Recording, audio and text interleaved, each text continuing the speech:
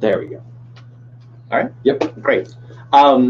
Welcome. I'm Sandy Stone, filling in for Chris Huntley tonight, and we're talking about Edge of Tomorrow, also known as Live, Die, Repeat. If you watched it on DVD. So before we start the analysis, any general comments or broad observations about the movie in general? Like, so you haven't seen it. It's good. You like it? Yeah. Good film. Good. Enjoyed it. Do we have anybody online? Not yet. Okay.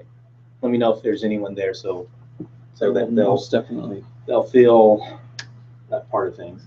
All right. So first thing we want to do is break down the movie in terms of its four through lines, or the fourth central through lines, which is the overall story, which is the overall story world.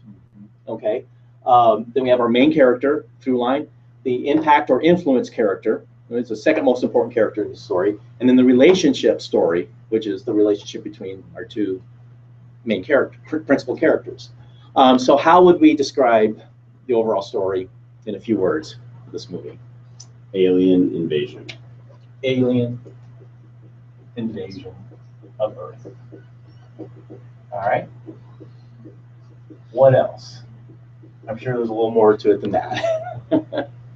Because it's not Independence Day, it's something a little more specific. I would say that there is the aliens have taken over the majority of Europe and Russia and have geared things such that this is the last day of battle and they will be victorious, and that's the setting for the whole movie. Because of their ability to change time. Because the ability to change time. What do you call it? Would you say last? Last day of battle. Last day of battle.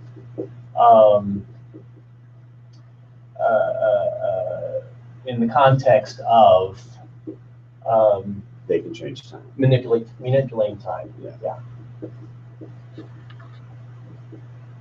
And then that power to manipulate time then shifts bodies, and that right. kind of gives us our story context. So who's the main character? Cage.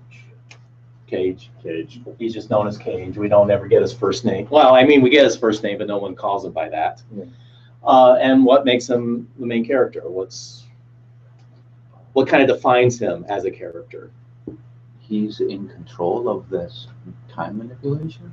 Well, he contains the power. He does contain the power. Although that's really describing him as an objective story player. Okay. When we're talking about the main character through line, we're talking about the more personal, subjective, emotional aspects of what the character is about. So more personal. Until he meets the girl in the show, he's the only one aware of the time shift. Well, he's the only one aware of the time shift. But what other adjectives describe his character? Cocky. Cowardly, cocky. Yeah. How can he be both? How can he be both? I think cocky people are just putting on a mask. Oh, that's right. Right. Yeah. Got it. Yeah. He's a spokesman for the military, but he's never seen battle, and he just doesn't want to see battle. I gotta say too, I think actually being the one coded in the blood I think that's what makes him the main character. I mean, I would argue that's what makes him the protagonist. There you go. That's right. Yeah. Okay. What makes him the main character is that stuff at the beginning when he goes to see the general. Okay. And he really is establishing what his character is all about, which is, I do what I do, you do what I do, but I do what I do to avoid going into combat. So that's I think. So he's almost like a fish out of water in that he actually has to go into combat for a change. And that's a very good point. Yes. And we're going to bring that up later. Very observant. Yeah. Who is the influence character? The bitch with the Be careful, don't go much with it. I didn't. Well, pull no, it, well, pull it then a again, Rita. well, what defines her? What defines her impact on not only the main character but the world in general? She is the full metal bitch. She's a full metal bitch. Thank She you. is the full metal bitch Full metal because bitch. the first time, well, okay, she is mentioned as the angel of Verdun, okay, Same thing. right, in the opening montage, but every time, the first time Tom Cruise sees her in a very impactful way, it's that poster of her. Mhm. That's this full metal That's bitch, right. right? Oh, okay. Yeah. So she has she has a reputation. Yes. Yes. She saved the day in a previous battle. She led the way in a previous victory, although we find out, as the movie unfolds, we find out the circumstances behind that supposed victory at Verdun. Is Verdun in France I think so. or Italy? No. Okay. So we do see a contrast between, we know what they have in common because she also she had the power and lost it. All right. Mhm. So they do have that in common, but they also have highly different characters in terms of who they are when they come into the story. Okay. So how would we describe what's the nature of this relationship then? I'd It say definitely changes them. in cahoots. True, but I they think they're It's, teachers. yeah, it is That's what I it would is a say. student teacher. it is For part of it. it's sort of it is student It it's teacher reluctant student at first until he really gets on board just out of because what else is he going to do? Right. But what else? At the very Very late, Very very late. yes. Not But there are some It's more emotional. like a goodbye. But But there is an emotional relationship, There is. even though it's kind of touched on It's lightly. like isolated teams. But, I mean, that's it is a student teacher. it is a comedy online. Two people. It's sort of it is student reluctant. It's teacher reluctant student at first. Jeff Lineham. Yes. Really gets on board. Hi, Jeff. Hi. Hi. And Roma. And you're there's also feedback from somebody around you. it's very late. But there are some It's more emotional. like a goodbye. Jeff, you need to mute if you're gonna while you're listening. There is an emotional relationship, even though it's kind of touched on lightly. isolated. I'm looping. There we go. It's Oh, you gotta mute it. it's sort of it is it's. Goodbye. Okay. What did you mute him? I muted you, Jeff. So if you want to do something, go like this or shake your hand around. Okay. Okay. All right, just to catch you guys up on where we are so far, identifying the four through lines. We've got the overall story is the alien invasion of Earth, and we're dealing with the last day of battle, but in the context of this time manipulation that comes from the aliens that transfers bodies, right? Our main character is Cage, who is the one person who we are experiencing the story through. Where he's the one aware of the time shift, but he's also defined as a cowardly, cocky kind of guy.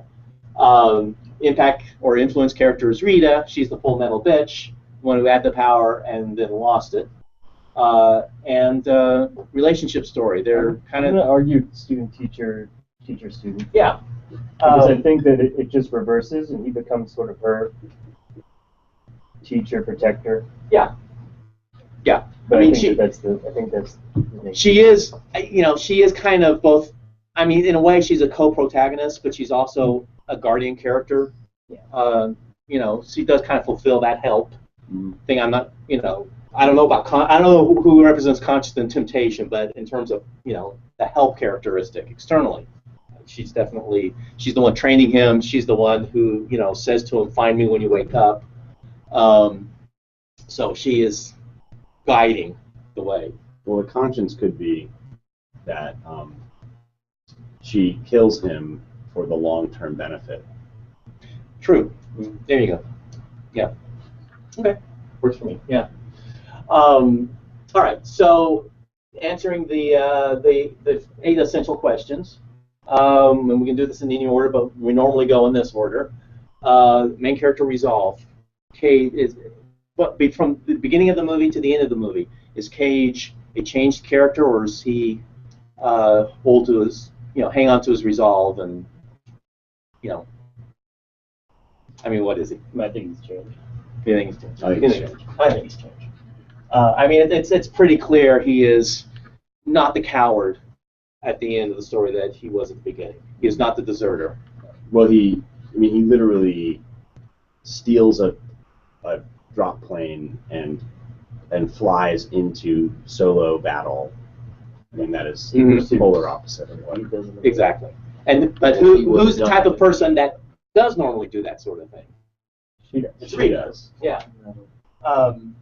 Because, John, for your benefit, one of the rules of Dramatica is that if your main character is changed, your impact character is steadfast. And if your main character is steadfast, they tend to change the impact character. So somebody in the story changes their character, or at least in terms of the central thematic issue of the story. So that's where you get your grand argument, is one convinces the other of their point of view, okay, or of their paradigm. We usually skip this one, but we have a strong feeling for it. We'll answer it. The main character growth, they change either by stopping a bad trait or starting a good trait. And very often it's 6 of one, half dozen of the other. But when you really look at it, you see the story really is more about one or the other. It's more about the character, getting rid of the chip on their shoulder or filling in the hole in their heart. Right. Okay, assuming it's a success good at the end, but that's Okay. Does anyone have a strong feeling about whether it's a stop or a start story? I would put a dotted underline under start. I think Start. I would vote start too. Say that Start. again? that's Okay, I'll put it. Oh, it's Jeff? Okay. Yeah. Start. Okay. What do you think, Jeff? I like start. Okay. And why would it be start? Well, because what he's got to do is he's got to get out of his shell and seize the day. And I think I really think you begin to see this super early in the movie. Is the thing that he goes from somebody who is, the moment he figures out he's in the time loop, he steps forward to take charge of what's going on, as opposed to really wanting to leave it in other people's hands. And that I see as the start. Yeah. And then it happens early, and then he gets to be a better and better and better commander. He continues to grow in that direction. Yeah, until in the final act, we really see him taking command of the squadron. Right. I mean, really taking command. So yeah, it's about stepping up to the plate. It's about, are we rooting for him to stop doing something and just stop being a coward, or are we rooting for him to start being a better soldier? So It's a fine line sometimes. But It- I can it see is, where it would it be a is. fine line. But in some stories it's really fine. It's really hard to tell. Some stories it's more obvious. But here, like I said, we'll give it a dotted line for now. The kind of the bigger question is Cage a doer character or a beer character? And remember, this is his personal preference, what he would normally do by default, regardless of what the story circumstances are. I had a sense of him being a beer. First of all, at the beginning of the story, he more or less defines himself as somebody who's not made for war. He, I can't put it in words, but he rearranges the situation, especially at the beginning, so he's not on the battlefield. He tries to, anyway. Well, he's a PR guy. Okay? He's a PR. Yeah. He's a PR guy. He's not a warrior, right? So he's the one who speaks. He's the one who recruits others, right? And so he's kind of up there playing a role. And when they ask, when the general requires him to actually do something, he completely balks at it. You can feel like he can charm his way out of it. Right. And if the charm doesn't work, he'll use blackmail. He threatens. I mean, yeah. Yeah. He threatens. Is that more But, All right. but being and doing is a preference. He starts as a charmer, and only upon failure does he turn to try something else. And that's sort of a relevant way to look at it too. They're they're not actually locked into. You can only do being things. I understand. No, that's true. Yeah. I'm just trying to think Right. of other instances. Well, especially where when he's a beer. the story. Okay, Right. well, let's just jump to this real quick. Can I just give another Yeah, go example ahead, where go it's a ahead. beer? Yeah. On the plane, the first time they go out, the way that whole thing affects him is sheer terror. Like, everything going on just goes right into his system and cripples him emotionally. And that's very much what happens to beers. Yeah, they try to find an internal way to deal with it, but if the circumstances are entirely external, they are ill-equipped to deal with it, and that's where you get the fish out of water feel that you mentioned. Because I mean, to me, this is one of the more obvious things. Story driver, the essential plot points, action or decision. Things happen, right? And then it's not that somebody decided that he would be a time looper. I mean, the general made this decision and everything, but that's not the critical turning point. But that's also the result of his action of blackmailing. Right. So the only decision that stood out to me as being like, whoa, is this a decision driver, was when he decides not to engage Rita in the middle. In the middle, yeah. So she doesn't die and he goes off on his own. Mm-hmm.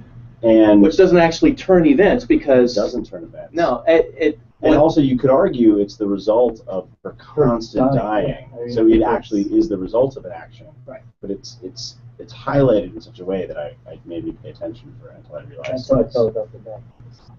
Well, what are the... Okay.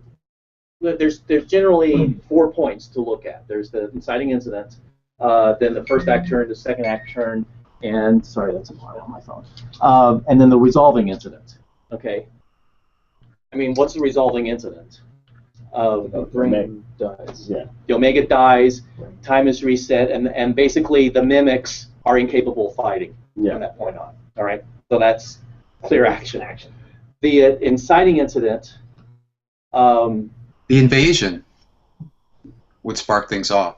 I would say the invasion, and then the turn into Act 2 would be him being hit with the alien goo, the whatever it is, that allows him to... No, the alien goo, being hit by the alien goo would be, that's almost 30 minutes into the movie. That's what he's saying. That would be the first actor, right? Right. Okay, I think the inciting incident is when Cage gets tased, and he wakes up on the base. I mean, is that? I think it's just, why isn't it?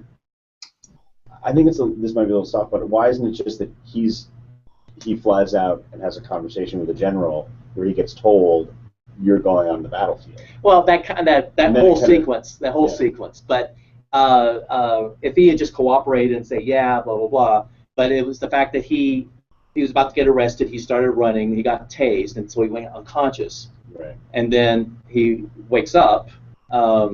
And that's the beginning of that day, and that kind of feels like everything else is kind of prologue to that, that moment when the story really engages. Yeah. And then when he wakes up the second time, that seems to be the clear act turn there. Again, that's like 25 or 30 minutes into the story, so that's about the right place. And that's tied exactly to the goo. And that's tied to the goo. And then when he loses the goo, when he gets the blood transfusion and he loses the power, that turns us into the third act, where there's only one option. Well, that's another question. What do you call it? You call it the fourth act. I'm saying you call it the inciting incident.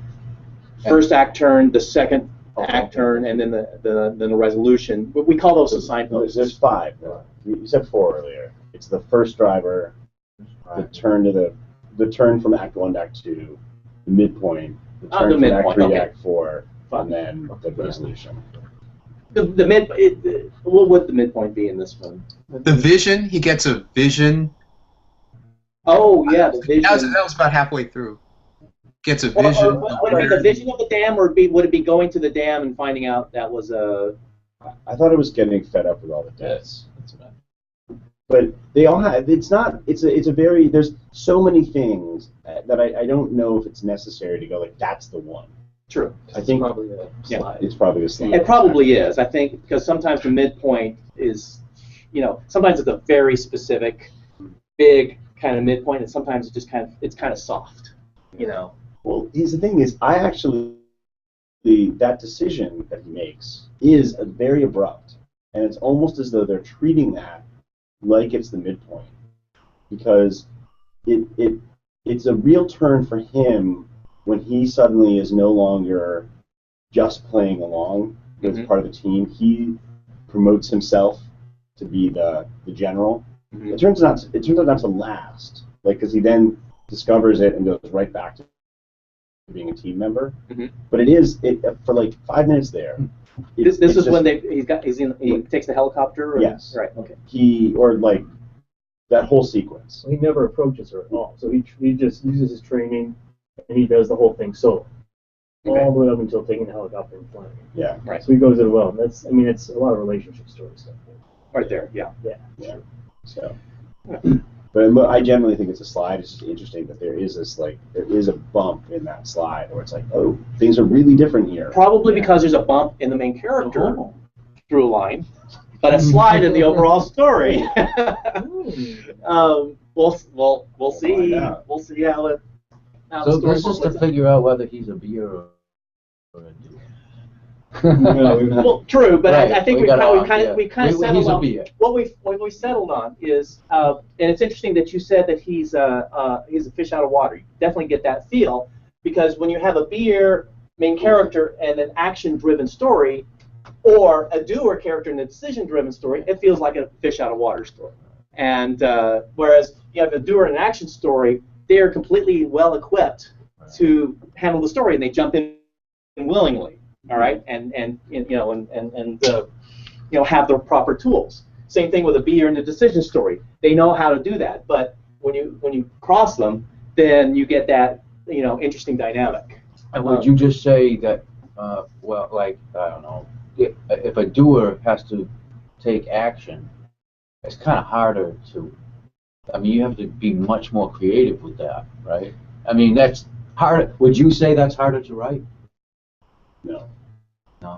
Well, in the sense of trying to be creative Yeah. and not resorting to cliches, yeah.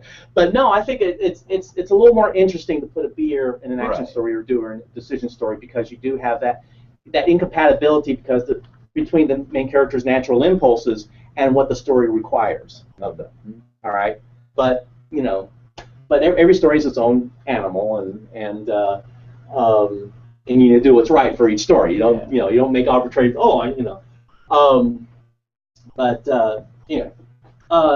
Okay. Problem-solving style. This is a little bit different from doer. Oh, and by the way, getting back to this point, if the main character is the beer, then the impact character, in terms of their argument or in terms of their impact, takes on a doer kind of thing. All right. The doer beer tends to be the opposite between these two characters, and we do see that Rita is a real gung-ho doer all the time. Oh, let's reset, shoot him in the head. Well, she teaches. She shoots him in the head. At the end of the movie, she refuses to stay on the plane. She's going into back. Yeah, she jumps in the helicopter even though she knows she's going to die. She, when it's her own volition, she goes. Mm-hmm. And she that's pretty evident. Now, the problem-solving style, or in the original theory book, it's called mental sex, male and female. All right. Oh, okay. I see. If you read, the terminology, some of the terminology is different from the original book. Linear or holistic for Cage. See, more of a A leads to B leads to C, break things down at the step kind of person, or does he, look at the relationships between things and try to evaluate, balance? Does he try to manipulate people? I think that's another point of discussion. Okay. Oh, I see. Problem solving. I'd see evidence of both. I think it leans linear. I think it's pretty strongly linear. Okay. And that's a gut thing that I'm with him the whole time. Mm-hmm. There's And tons of examples though. It's just yeah, Well, give us a few. I mean, you know what? well, every single time he wakes up, he's like, okay, I have to get past. It's like he's playing a video game. Okay, I have to get past this level and do Right. this action. All right, I rolled under the truck, and whatever happened to me, it was pretty gruesome. So next time I'm going to time it out differently. Like, it's very step by step. Yeah. Very linear. Okay. How do you separate Jet- things from this being the protagonist, though? Sorry, can I give an argument for holistic? No. Is that Jerome? Yeah. Hi. Okay. Yeah, go ahead. For me, it's he sees or he's the problem is presented to him as being very linear. You have to figure out the steps in order to get to the omega, but he kind of sees it in a lot of ways as this approach that we're taking isn't really working out. We should try something different. And it seems to me he's trying more of a balance of instead of going this way, we should go this in a different direction. Okay. Isn't that something that's more holistic? I would also look at the first act scene with the general. The general is saying, we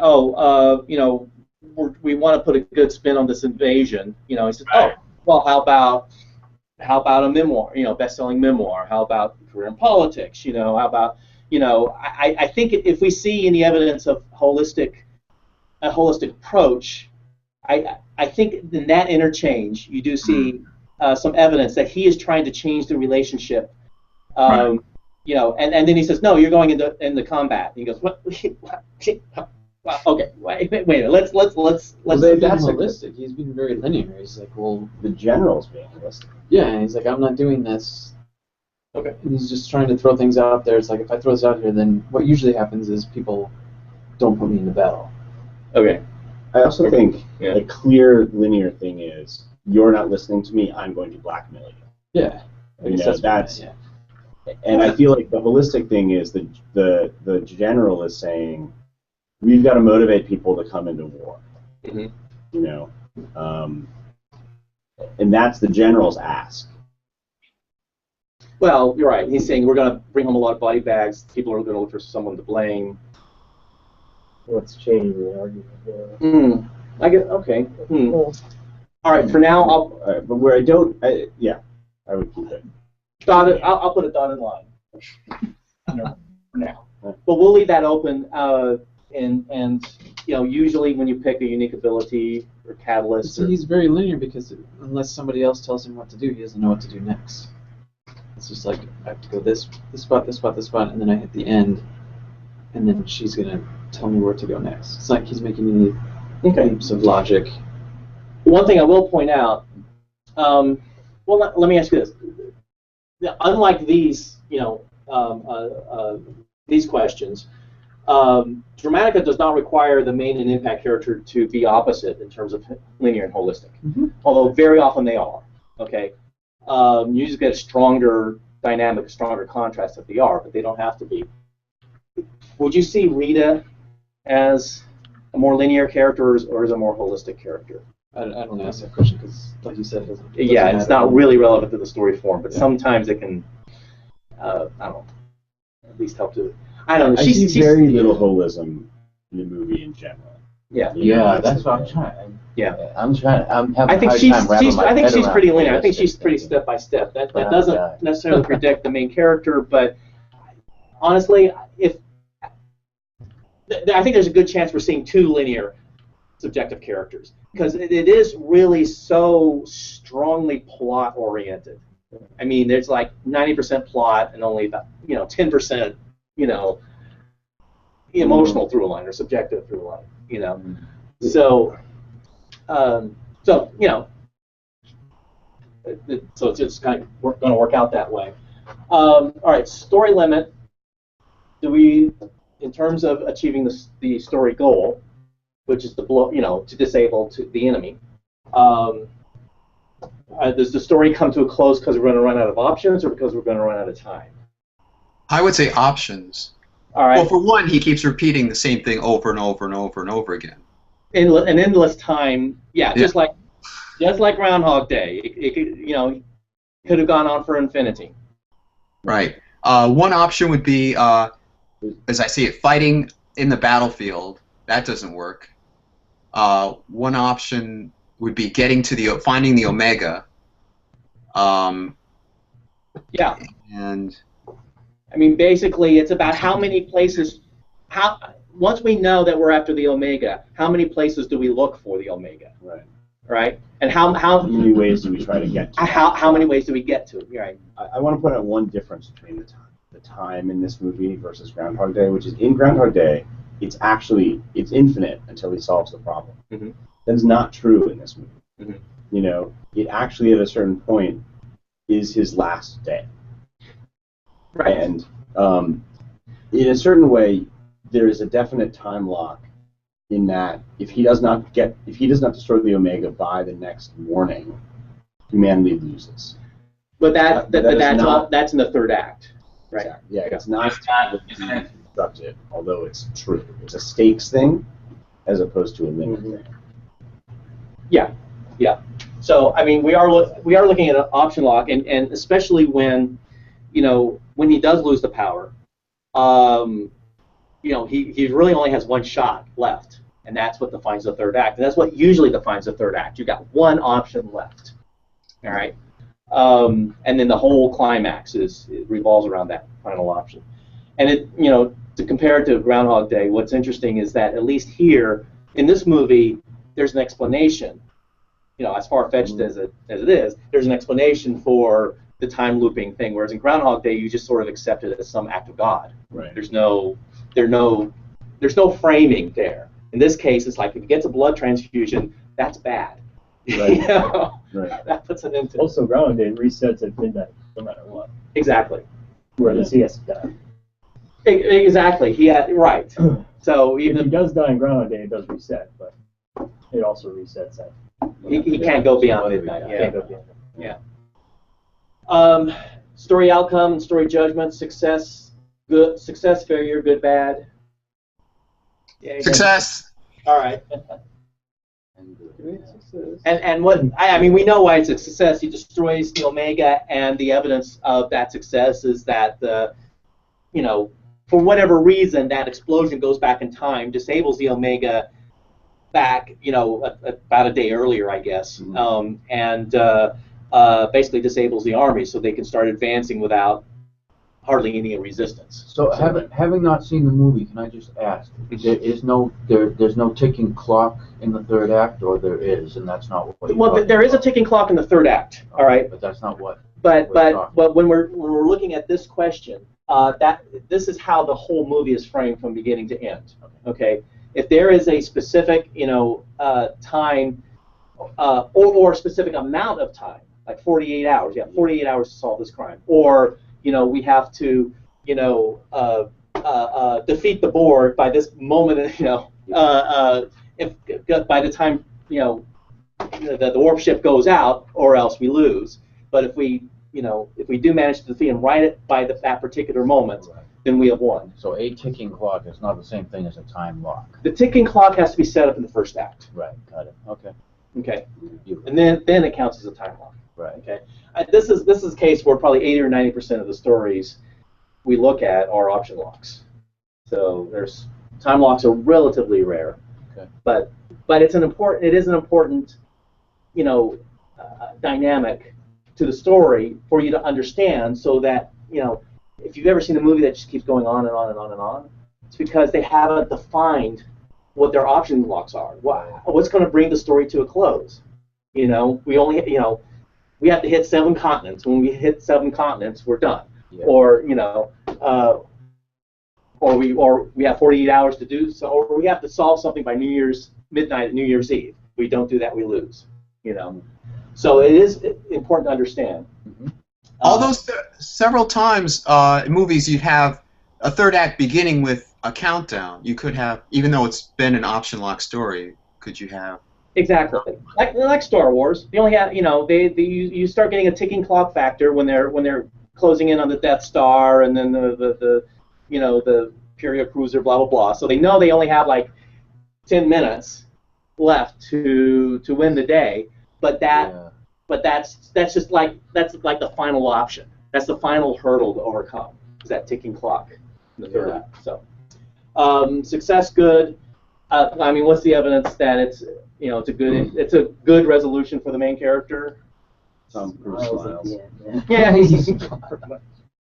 Yeah. And who knows if the girl's going to even give him the time of day? But the implication is at least she lives, because he really Yeah. the implication is he's fallen in love with her.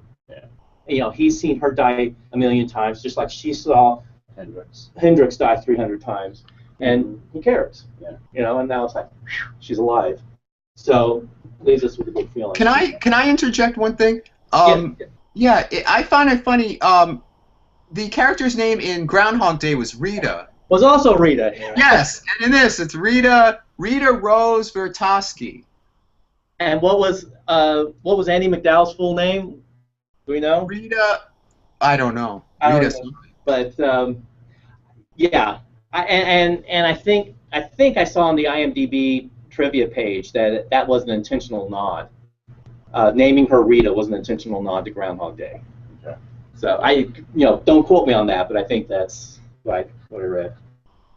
So then our next step is to take these through lines and match them up to the domains on the chart. Okay, the four broad domains: situation, activity, manipulation, and fixed attitude, is where we're going to place these guys, and you'll see, and we'll see how the patterns play out. But usually we start with the main character. When a main character is a doer character, he's going to be in one of the external domains, which is situation or activity. If he's a beer character, he's going to be in one of the internal domains, which is manipulation or fixed attitude. Okay. In the original chart, it was universe, physics, psychology, and mind. Oh, hi, Steve. Oh, special I've guest. heard you talking about doing her and being her, and Yeah. I know what the hell's going on here. Doobie-doobie-doo. Yeah, you look a little disheveled. I know. Yeah. We're up No, there. it's like software release deadlines. It sucks. Oh God. You gonna be up all night? I hope not. All right. All right. Well, good luck. All right. Chris and Steve are engaged in a presentation that needs to be delivered really early tomorrow morning, and that's why Chris isn't here for the archive. Okay, so we know that Cage is going to be in either manipulation or fixed attitude. Okay. Any thoughts as to which one of those? I would go for fixed attitude. Him being a coward at the beginning. Okay. All right. Any other examples? No, I just think I know where the OS goes in. All right. Well, all right. Go ahead. What's your idea for the OS? For the OS, I think it's activity because I detected a lot of learning during I think Act 2, the Signpost 2. It was learning and training. That's true. And you do see understanding. I mean, obtaining is fairly obvious. The doing, going into battle, but you get that understanding signpost when we meet the scientist guy, right? The physicist, Right. biologist guy. All right.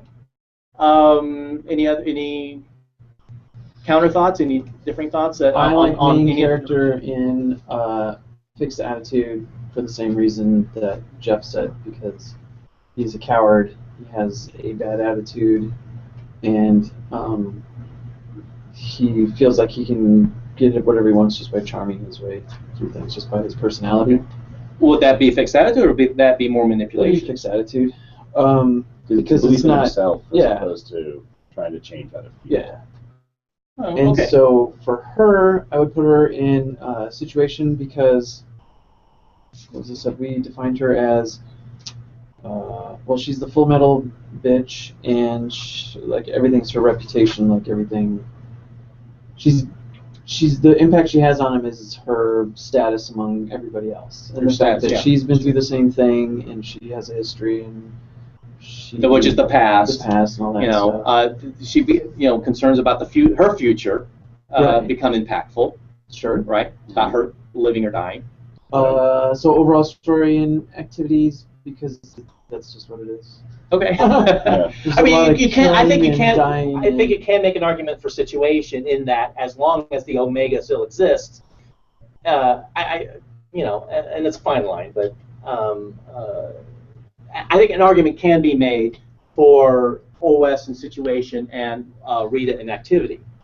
But I don't think it's any better an argument than what you just said. You know.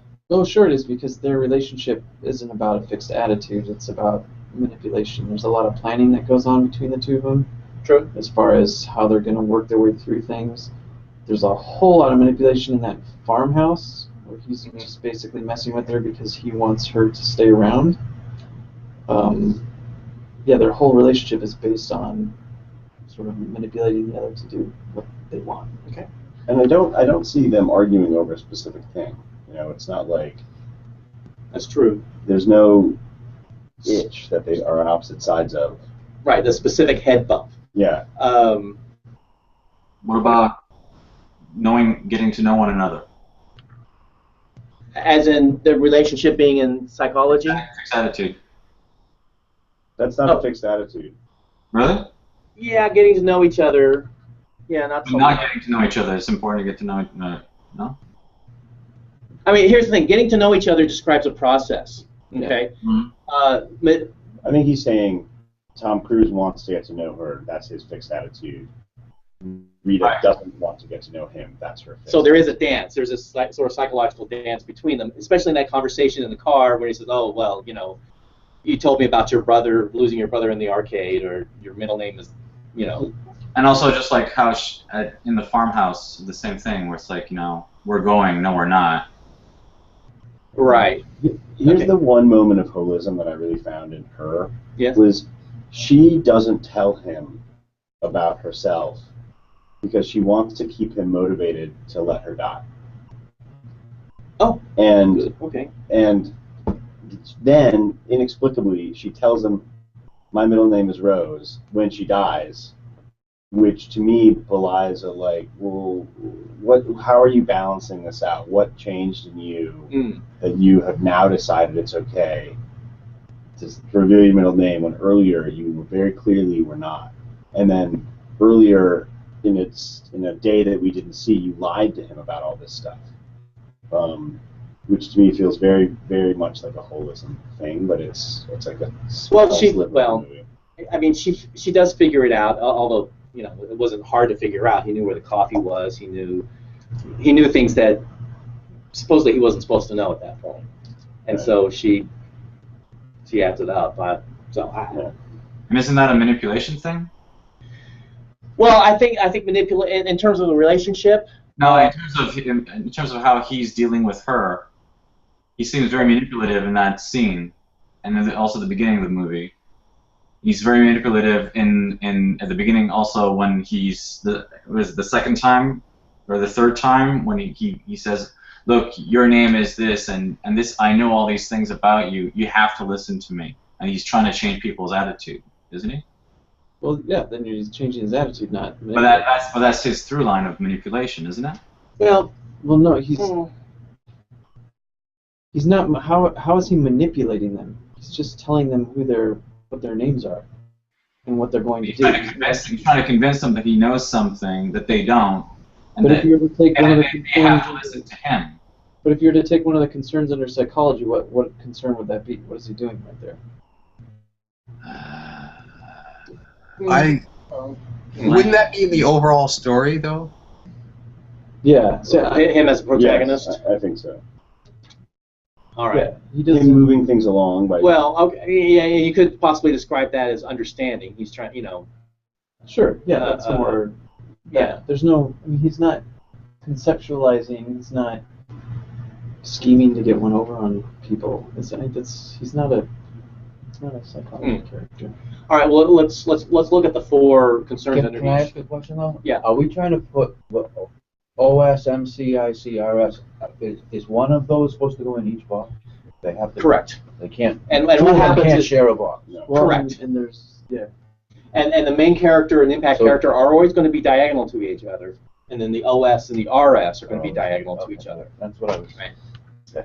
So so that's why when we talk about, you know, if Cage is going to be under fixed attitude, then Rita's going to be in situation. But and if he's going to be in situation, then Rita's going to be in activity. Right. So and then wherever the OS is, the relationship through line is going to be, you know, in the diagonal position. Okay. We can definitely see her in a situation where she's dealing with the past, or he doesn't do it. His past. True. So True. I think that He says the OS, there's nothing stuck. What's stuck in the OS? Only the fact that the Omega still exists. Sure. And then they're in a war they can't win. Yeah. Sure they can. No, they can't. It's impossible because the time is constantly being reset.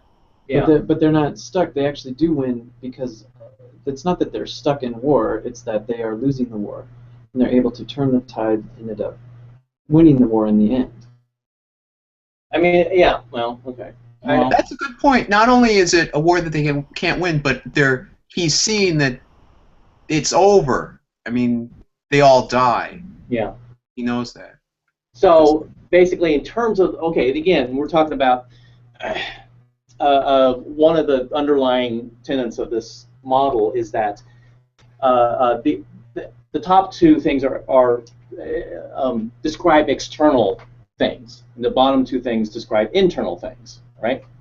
But situation and fixed attitude are a state, activity and manipulation are a process. Right. Okay, so that we have external state, external process, internal state. So that's the underlying meaning to those terms. So in terms of the overall story, in the war, the alien invasion of Earth, last day of battle, manipulating time, is this a process or is this a state? And the more I talk about it, the more I'm convincing myself it's a process. Yeah. Yeah, and the relationship story is there's not really can't describe it as a state. It really is a process. They are getting to know each other. That's the process. You know, it's always resetting, but she, you know. Well, I think even the argument we were having earlier, are they student-teacher? Are they teammates? Is there a slight romance going on? Mm-hmm. That really, that's what a process goes through. Right. Goes through phases. Mm-hmm. And that's another reason to think of it as manipulation. All right, so we'll put the OS in activity, the main character, fixed attitude, the impact character in situation, which it's her state of affairs. She is this, you know, clearly past. Future is concerned, progress. I think progress, or how things are changed, is describe a lot of things. It describes the overall story. It describes the main character, but she's an essential part of that. You know how things are progressing.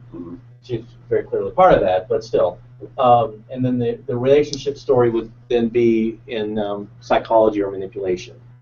You see developing a plan, which they do, playing a role, which they, you know, I mean, every time he walks up to her, there's some role playing going on. I mean, so you do.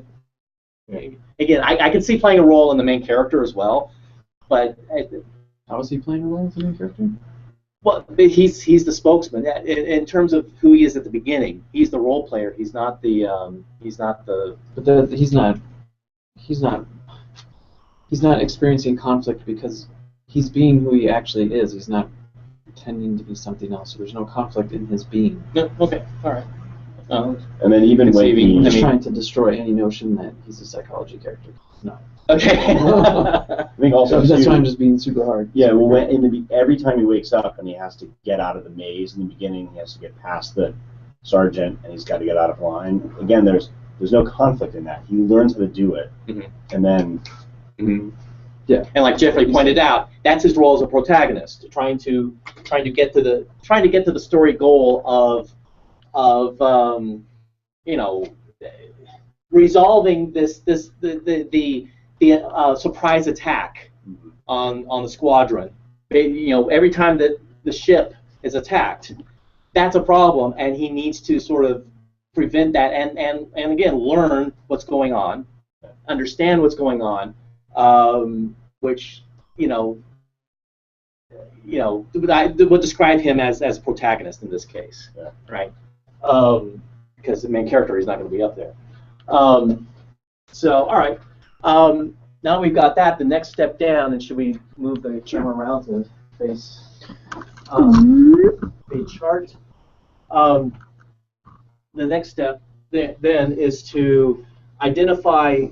Okay, this is for your benefit. Under each under each domain, we see all of these concerns playing out. Okay, they play out as signposts, benchmarks. There's several different ways they can play out. But one of them is going to be central, it's going to be core to the spine of that through line from beginning to end. It most defines that through line. So under the overall story of activity, it's going to be mostly about understanding or doing or obtaining or gathering information, which is also learning. Okay. For the main character, he's going to be about memories, impulsive responses, or preconscious is the original word, innermost desires or subconscious, and contemplations. Okay, so he's going to, one of these most describes what that through line is about. And then the pattern is that once you've picked one, like if you pick the yellow one here, then it's going to be the yellow one in all the through lines. Okay, that's one of the patterns. So, I don't know. I vote for doing in the overall story because it seems to be primarily about the battle itself, winning the war. And progress seems to fit her. She's concerned about the lack of progress. Okay. Well, and she is concerned about the progress of the war, and then impulsive responses for the main character. I mean, can you illustrate that? You still hearing me, Jeff? Is Jeff muted? He's muted, but he's not saying anything. Okay. Yeah, yes. I can hear you. Yeah. Oh, you're thinking. Okay. Yeah, no, I'm sorry. A double click requires a double click. I can see him as impulsive. I don't necessarily see real focus on it, though. I can see moments where he's been impulsive. He's a fish out of water. I can see that. Mm-hmm. Okay. All right. Any other? What about gathering information? I mean, doesn't he have to do that in order to get through this plot? Right. True. The overall story is they need to win the war. I mean, if they don't win the war, yeah, it's all. Which would point to obtaining. Yeah. Win the battle. Right. Okay. I also think her focus is all on the future. Yeah, I think She will kill him now for the dividend of the future. for the dividend of the future. Yeah. Okay, but remember, we're not talking dividend here. We're talking about the story. The story. No, well, I mean the dramatic dividend. Yeah, not the Dramatica dividend, but but focused on, we have to save humanity, and so I will sacrifice whatever in the present in order to secure a better future. Right. Yeah. Okay. And also her strict warning is when you get shot, when you get injured, you must die. That is a clear thing about the future that she imparts to him. Okay, but also think about emotional parts of her character. How does she impact him emotionally, personally? Well, he wants her to live. Yeah. Now, but is that central? Is that central to who she represents as an impact in terms of her argument? Now, I think past is clearly a part of her through line, but I don't think that's central to it. We definitely see a lot of how things are changing. We see how things are changing. Well, progress. I mean, It's how she's the arbiter for him of how things are changing. So it's up to her how much progress he makes and when, and then He's also frustrated when he doesn't make progress, and she keeps shooting him. Okay, do it the next time. Do it the next time. progress is made. Yeah. Here's where I put those things. I'm going to guess we end up with a benchmark of developing a plan. Okay. And I think those things In the relationship. are that. Okay. I think she's the one. They're always developing a plan together. I mean, that's sort of what they're doing. Mm-hmm. No, I'm going to take it all back. I'm going to take that back. All right. Well, one thing I want to point out regarding the overall story concern, the concern, OS concern is the same thing as the story goal. So if the goal is to destroy the Omega and hence, actually destroying the Omega is kind of a requirement. Yeah. The goal is to win the war. Yeah. Right? So you got to figure out where that guy is. Right. So, you know, all these things are Can I going make my lower right argument? under learning. Uh-huh. Okay, go ahead. Because it's Groundhog Day. Well, It's the same I didn't see story the form. movie, but I think it's that too. this is a So yeah, learning, because it's the whole thing from beginning to end. It's like playing a video game. You have to learn how to pass each level, and not until you finally figure out that you have to actually give up your life and sacrifice yourself do they finally end up destroying. Because I do think obtaining is probably going to be. I'm understanding. I think I'm probably gonna- let me finish my argument. Yeah. For the present, for her, like she's all about the issues underneath: work, attempt, attract, and repel. Like all how she kicks ass and she can, probably this. do whatever she can, and plus she's attractive and she can repulse other people and even people on her own team that she's repulsive to just because of her who she is. Mhm. And she can attract people and get them to do things they wouldn't usually do, like Cage, who contemplations, he knows exactly who he is. He praises himself. He's like, I'm not the kind of person that does this kind of thing. I'm the guy that helps you win the war. I'm not actually the guy that's going to go to war. Tons of self-doubt, lots of investigation because he's got to figure out his way through all that stuff. Well, that's a little bit protagonist. Mm. And then relationship, because it's a developing relationship, it's almost like conceiving of the idea that the two of them could be together in some kind of relationship beyond just student-teacher, and that working is kind of like the goal of the relationship, Mm-hmm. that eventually they can get to a point where they can conceive of the two of them Or together. I think wrap their heads around Yes. the kind of relationship that Like they have. what's going on, right, Yeah. right. As opposed to like developing a plan because they're not really interested in how they're actually going to work together and what they're going to do. And that's a small chunk of it when they're trying to figure out how they're going to work their way through it. But like overall, it's just like, with him kind of pushing that because All right. I don't want to prove negatives. So that would be my argument for the Okay. bottom right. I don't want to pick it just because that was Groundhog Day, because, but still, but you are making, I think the arguments are sound. My thing with an activity with learning and gathering information is that I feel like the measure of how well they're doing is how much they have learned. Okay. So I think there's a ton of gathering information. I think that's going to end up being the benchmark because their goal isn't to learn where the Omega is. Their goal is to destroy the Omega. They have to learn to get there. And it's clear, and the way that you measure how they've done is, have they learned the way to get through this stage of the war? Have they learned how to get through this? Have they learned how to get the car from the park? That's a measure of how well they're doing. But ultimately, the only thing that's important is, do they destroy the Omega?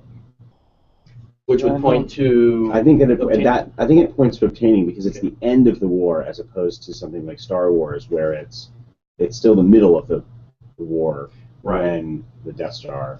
Well, why in Groundhog Day? Since I know you did the story form, what was the goal of learning? What was his goal? His learning. Let me look at it real quick. No, but do you remember in Groundhog Day what you had said? He has to learn how to enjoy the day, like be present and learn how to enjoy. Not the same day. now. Right, and I think he has to Because- learn because he has to learn to let go. Where she's like, I forget what she says right before. Oh, there's no way either of us are getting out of this. Isn't that what she says or something to that effect? In Groundhog Day? No, in this movie. In this movie. Right before he goes in, she says something like, well, basically he just has to give in to his own death and stop fighting and staying alive. Which I thought that was Groundhog Day too, wasn't that where he ended up? No, I don't want to use a specific term. Here's the thing: in Groundhog Day, it's the difference is that he thinks that he's trying to sleep with her, Okay. And he does, and then he wakes up the next morning, and then it's like that's ruled out as the So possible. how did he get out of? He learns to. He says something like, "I'm happy." Right. So I guess I would take the equivalent of this as I'm okay with dying, like, and that's how it's able to actually be solved. I didn't. I gotta say that bumped me in this movie. I was like, I couldn't figure out what they were doing. I couldn't figure out what she meant when she said that. Didn't she say something like? Yeah, but I don't know how. I didn't. What did she say? She said you have to Something to the effect of we all have to be ready to die. I mean, Yeah. well, you know. stop So trying to get he's- out of this. He's trying to help her by giving her grenades, and she sort of says, "No, we're all going to die." I'm unclear how that actually makes him okay to go into the water. I just didn't. I didn't. The link, the chain was broken for me at that crucial moment, unfortunately. Oh, okay. Yeah, I just took it. I interpret it as he is giving in. I'm trying not to use an actual solution term, but he's giving in to his death and just being like, okay, this is what I have to do. I'm going to stop fighting. Because the whole movie is don't shoot me, don't shoot me, don't shoot me. You know, I just want to keep dying and dying, and then he's finally like, okay, this is what I'm. He goes in, no, he's gonna die. He's swimming like 80, 100 feet down. Right. He knows he's Well, I going to die. guess that's it. Mm-hmm. There's no way you're getting out of that. Okay. John, what are you leaning toward? I'm still I mean, leaning toward obtaining. Leaning toward obtaining. How it affects Okay. everyone involved. I mean, Securing a victory. Like him accepting his fate. I don't know. Because I don't think the problem is killing so much as it's finding out how to get out of this time loop. Yeah, but I think that'll be the last signpost we'll be obtaining. Mhm. But remember, in terms of everybody in the story, they're just concerned with winning the war. Rita knows what's going on. Paige knows what's going on. But no one else. Well, The only other people who have a goal are the soldiers trying to find him. Mhm. Yeah. We've been looking around for you all day. Yeah. Mm. But okay. So Jeffrey, your argument was doing. Is he trying to? Right. I'm sorry. If he's protagonist, is he trying to kill the Omega, or is he more interested in learning how to? How to win, learning how to win the war. I think the bigger thing. I'm gonna I help also Jim's don't- argument here, which I- is there's lots of obtaining measures along the way too. We Yeah. have to find the Omega. We have to get the possession of the That's a thing good point. in my leg. I mean, we have to get into the building. I mean, those are all very obtaining. kind of Yeah, things. but you will whatever the concern is, you will see it represented pretty consistently. right, From the first act to the last act. But the back and forth how to get through the battlefield isn't about achievements as much as it's learning their way through the battlefield. Absolutely, but isn't that what makes it a benchmark? Or makes it No, because I think that's where the conflict is, and I also don't see becoming in them at all. becoming in their relationship. No. Well, She's not interested in changing his nature. but But it's not about that. It's their relationship changes. But I don't think it does, though. You know where? no, Here's where I would say it does. I really think Is because she kisses him. She blows him off at the beginning. In the middle of the movie at the farmhouse, she's saying, "I don't want to get to know you," and at the end, she kisses him. Yeah. But no, every time he approaches her in a different way, it's changing the nature of the relationship. So I think you see, whether it's a signpost or the concern. I think that's definitely part of it. You do see the relationship evolve. But isn't she just trying to figure out how to get him to just do what he's supposed to do? So she has to conceive of an idea to get him. I mean, I didn't even see the movie. Yeah. Does she actually like him? If she kisses Well- him and doesn't even like him, then she's not changing. Does she say at the end, "I wish I'd had a chance to get to know you"? She says something to that effect. I don't remember the exact line. Is that a rewrite? That's the line. I don't know if that was in there. Jerome? That's the line. She says, "I wish I could get to know you." She does say that. Okay. It is changing. Jerome, what is your take on the Finally concerns? conceives that they- I'm a little lost on this one. okay. I think for them the main concern is reaching the omega. Reaching the omega? Yeah. Yes, obtaining. Attaining? All right. Can we look underneath? Yeah, at let's the look four underneath. underneath because Right. Yeah. because She has nothing to do with the future. How is she the future again? Oh, I think she's very impactful in terms of the future. How? Well, first of all, personally, she more objectively, she's she's the key to his future. She's the key, and then he becomes a key to her future. But from an emotional standpoint, when things do get emotional, it's because he doesn't want her to die, and so that impacts the choices that he makes. And how would you describe her concern of the present? The exact same thing you just said. Okay. He doesn't want her to die today. It's not like she's. Yeah. There's no future. Well, Shit, maybe nobody talks about that, he doesn't take the helicopter because if he kills the Omega and she's already dead, then she's going to stay dead. So it affects his choices, and that's why he That's right. hides the keys to the helicopter because he knows she's going. There's no way he can save her. A future without her. Right. Right. I'm not clear on Jim. Why are you against future for the concern of the impact character? I didn't quite understand. Because she never speaks of it, and people are using her dying as an example of concern of the future. Like, he's afraid that he won't have a future with her, and I would interpret that more as like people are reaching to make it fit the story form as opposed to. But isn't her concern winning the war? Sure. Necessarily. And isn't that a future thing? Because No, because she's not talking about tomorrow. She's not talking about the next day. She's talking about the here and now, today. She kind of because she knows that it's going to take multiple instances of whatever before they succeed. She knows that it's something that's going to happen later on. They're not going to figure it out today. They're going to figure it out tomorrow. here's the thing but too. ironically, Here's the it's still thing. They only have today. What do you? This is why I wanted to look at the four underneath, because if you look at her in the present, she is what they're using in the commercial to attract people to join the army, right? Mm-hmm.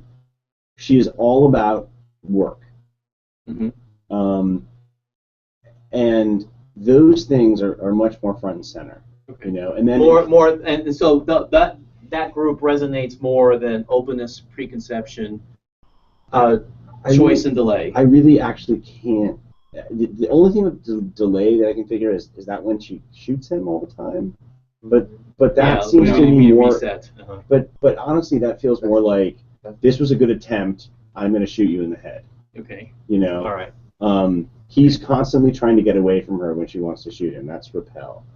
I think her death at the helicopter is unattractive to him. He doesn't want her to die, which repels him from the choice of getting into the helicopter.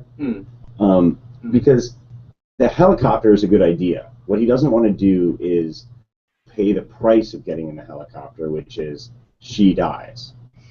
To me, that looks more like repel. And then even going to activity. I mean, you could still make that argument for choice and delay, but although openness and anyway, continue with the argument. I'm okay. I mean, if you openness, I could sort of see like your job is to test out every possibility. Mm-hmm. That would be an openness argument for her, but that doesn't seem to be what she's. Yeah, I mean, I guess I could see that for her. But even within the issues under obtaining, where do you see anybody self-interest morality? The only time I see it, this is why I'm basically arguing your thing, but morality, the only time I see morality when he opts to die to save everyone else. Okay, so But essentially, And you That's definitely it. you definitely see approach and attitude. That's With that's who? that's with the other soldiers, with Why, with how, the with how are the, there the issues sergeant. about their approach? There's no issues with their approach or their attitude. Well, there's very clearly issues brought up about attitude. You know, the sergeant says, that you go through the rigors of battle in order to forge a true hero, blah blah blah. There's a lot of That's not attitude at play problematic, here. though. The problematic stuff is the strategy and the analysis, how they're going to get through the battlefield. And the prerequisites, it's a video game. It's like Yeah. step by step what we're going to do in order to get And through then what it. would the preconditions be? Preconditions could be anything dealing with the squad or... Well, the general. The precondition is general. you wake up at the same place every day, and you. Well, that's not. Well, the precondition is you have to do it because of someone's insistence, and part of the general does play a part in that. But also, I feel like the sergeant is saying you are part of my squad. He has to avoid that every time he wakes up. So where would that be? That would be preconditions. Okay. You know, and that's right. every day. They stop showing it. Mhm. Because that's where the problem is. Like, The problem is he has to avoid the sergeant. He has to avoid J Squad. He's got to do all that stuff every day just to get out to meet Rita. What about the relationship story? Permission, need, expediency, deficiency versus rationalization, commitment, responsibility, and obligation. What's the argument for the relationship story here? okay, so for conceiving an idea as far as two of them getting together, oh boy. I mean, permission. Who gave you permission to talk to me? Right. They also you know, need. Does He he see more needs her. deficiency? Like, I see need. how do you see need? He can't do it without her. Okay, that's good. But I would say deficiency too, as far as he. And even he has expediency. We've had this conversation 4 times. You have 2 fingers behind your back. I know that's with the wrong character. Right, but it's the same sort of thing. Yeah. I mean, she is this kick-ass soldier, and he is lackadaisical coward that doesn't want to do the things that are required of him. I feel like there's something to do with deficiency in their relationship. That one's really hard to. Yeah. Relationship story is hard to use English terms to define. Right. But certainly for him. Okay. Yes, you could. Well, okay. Go ahead. Try and argue rationalization, obligation, commitment, responsibility.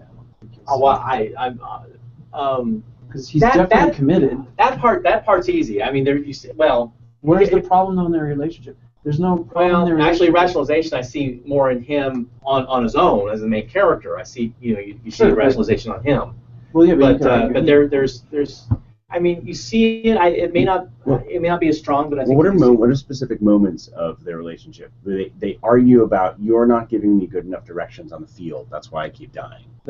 Right. That's an early one. See, that's deficiency. I think that's deficiency, and it almost sounds like expediency. You're trying to be expedient, and the result is deficiency. Okay. I think they, like you said, who gave you permission to talk to me? I will say those are actual problems in the relationship. They don't have. They're definitely obligated towards one another. They both feel responsible, and I don't know if there's any rationalization between the two of them. There's no you're supposed to be trying to find the problems in each through line, and those aren't problem elements. And the only thing for him is maybe closure, I guess you could say, but that's. Or denial, but here, in terms of the thematic elements, I mean, hope, dream, closure, denial. That does feel kind of for a main character. That feels for him kind of weak. I mean, appraisal, reappraisal. He's really dealing with that. How he's being appraised, how he's trying to get people to reappraise him each time because he's learned more because he's I mean, we definitely see doubts. We see and doubt actually comes in and out. He builds up some confidence, but then he starts doubting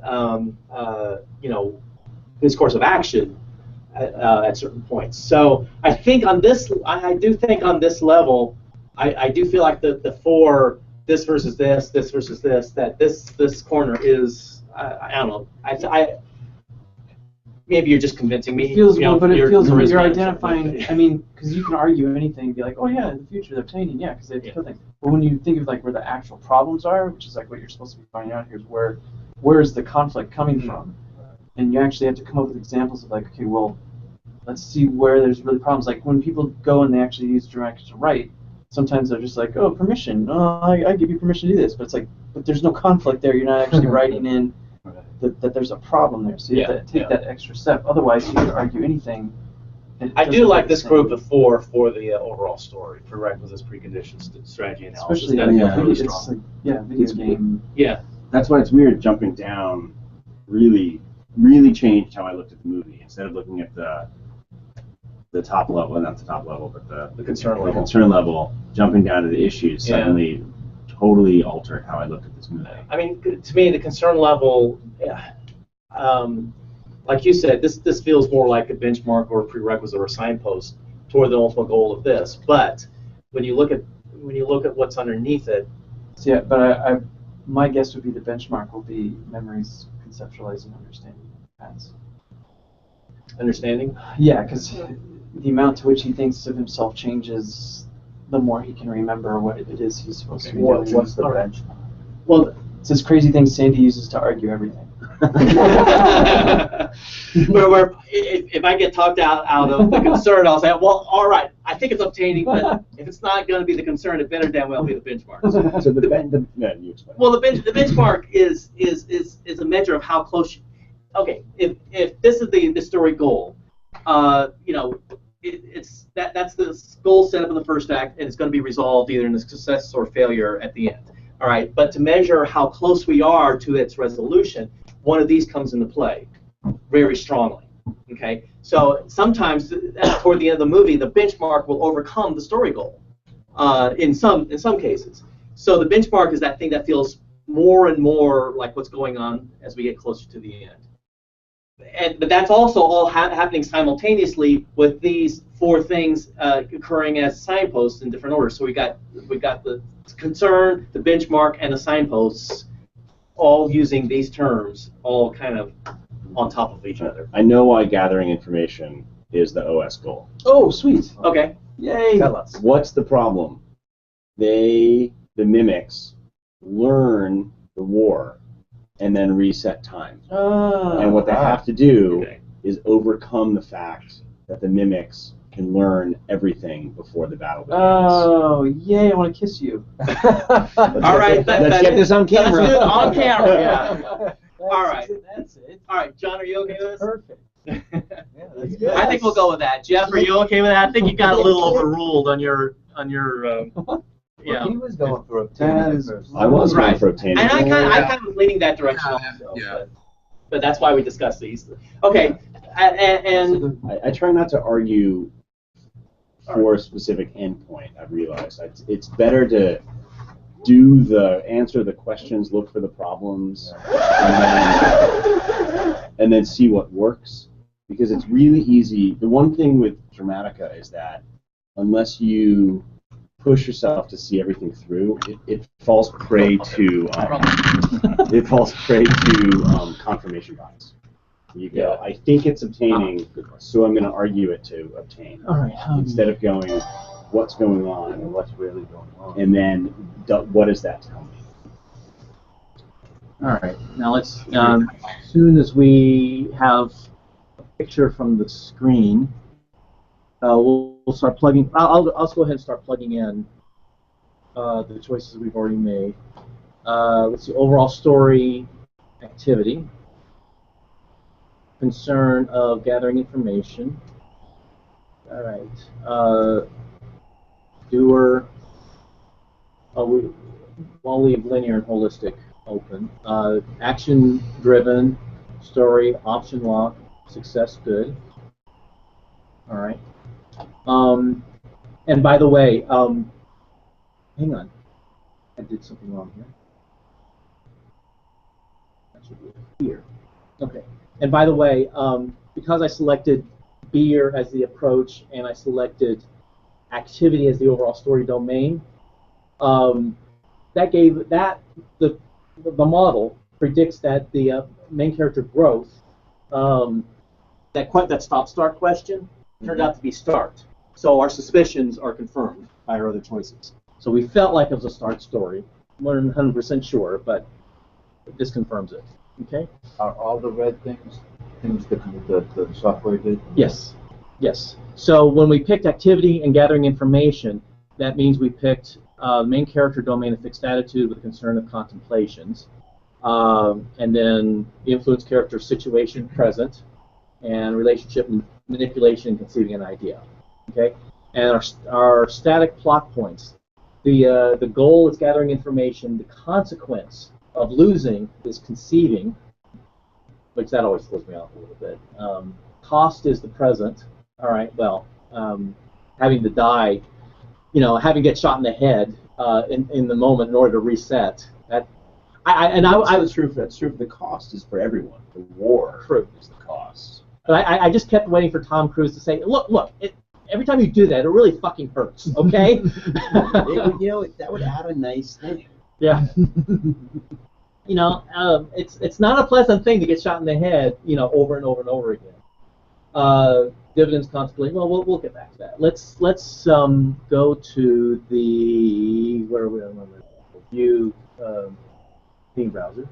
Okay. And are we seeing that on the screen? What? Are we seeing that there? Or are they looking at it? Yeah. No, I do. Yeah, I can see it. Okay, great. All right, so we've picked the concerns. Now we need to pick the thematic issues. All right. So we just to narrow it down. Okay. So in the overall story, our thematic issues are either going to be prerequisites versus preconditions, or strategy versus analysis. Okay. And in the overall story, when we pick something on this level, we're also picking the group of 4 underneath it. Okay. So, and that group of 4 is going to be the problem solution, the underlying problem, and what will solve the problem. And then, but there's also the symptom and response, which are the more in the moment, being conscious of the symptoms as opposed to the actual wound. Only until you get to the end of the story do you actually solve it. But in the course of events, you're addressing the symptoms. Okay. So and they'll line up. But right now, we'll just pick a group. So we have prerequisites with certainty, potentiality, probability, and possibility. And actually, certainty and potentiality is kind of interesting. Strategy, we have proaction, reaction, inaction, protection. Analysis is deduction, induction, reduction, production. Preconditions. Acceptance, non-acceptance, evaluation, reevaluation. So the question is, does any of these groups kind of resonate in terms of being what the story is about? To me, right now, strategy is singing loud and clear. Okay. I feel like proaction and reaction is exactly what they're doing. It's like you go out in the field, you take proaction, well, you die, right? Then you react to that, and you go out again. That sounds like a symptom response. Yeah, I think. Okay. I'm not putting it anywhere yet. Yeah. Okay. But yes. Inaction, protection. I mean protection. It's a war. You want to. Okay. Sure. And any other? And we'll go to the main character next, and we'll sort of look at that, do the same thing the main character through line. But any other strong feelings on this? Let me go down to the main character. This is for the overall story. That's for the overall story. Which Well, includes, you want to go back to the OS? Yeah. if you talk about restrictions imposed on an effort, is the whole time thing, is that a restriction imposed on the effort to defeat the bad guys? That is a problematic precondition, is that we're going to be stuck in this time loop. Well, Why is the time loop there again? It's because blood or something. What is it? he gets the alpha. He gets the blood of the alpha on him, Okay. and whenever an alpha dies, the clock is reset by the omega. Because why? That's how their biology works. It's what allows them to live. It's the conceit of the movie. It's the conceit of the movie. Okay. It's how their biology works. And then they call it a quantum reset or something like that. I don't think they call it quantum, but whatever. Okay. And then he gets the blood on him the first time he dies, Okay. which is a quirk of the biology that he then becomes the reset button. He picks up that power of resetting the day That's so weird. Okay. because he got the blood of the alpha. But it's literally the conceit of the movie, and to have that PhD guy say, "This is what I've been able to figure out." And this is their only vulnerability, is that that power can be transferred. To humans. And he knows that because it already happened once. Right. Well, if you talk about the whole video game thing, you have to keep starting over when you get reset. That sounds a bit like preconditions. I mean, it's all sort. There really are. Every time he has to overcome all these preconditions, and so he starts using the preconditions. Like, he insults the sergeant, so he makes everyone, do the push-ups, and so it's doing the push-ups that he rolls under the truck, and so he learns the preconditions and he starts utilizing those preconditions in order to get, to the next level of where he needs to go.